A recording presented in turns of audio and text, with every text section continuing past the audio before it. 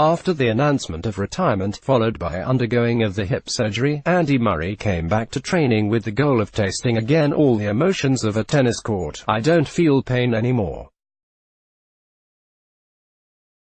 I have to be patient and see the progress," said the Scot.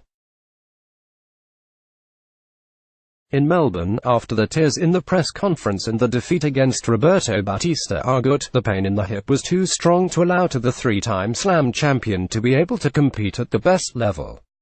Instead, the less invasive hip resurfacing surgery was a success, and Murray's words about his retirement from tennis are now passé. If everything goes the right way, the Scot should be ready for Wimbledon.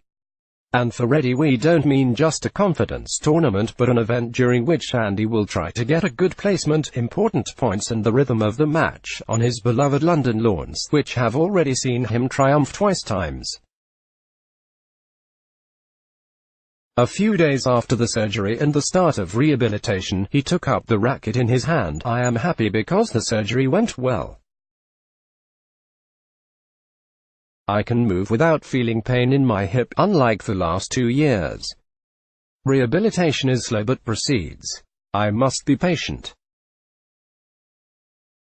I would like to come back to compete." Then the post on Instagram with a video of his first training session and the writing, "This is only the beginning." All assumptions that suggest his great comeback. And tennis would benefit from it because, since mid-2017, Andy's appearances on a tennis court were too few.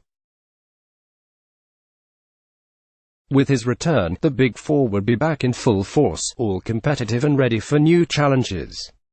Maybe from the last part of this season. The hope is to see Murray first again on the court, then competitive again. He can still give a lot to tennis, showing the younger players the real meaning of the words grit, suffering, determinations and willpower, all skills that the next gens have yet to learn to approach. Let's block ads. Why?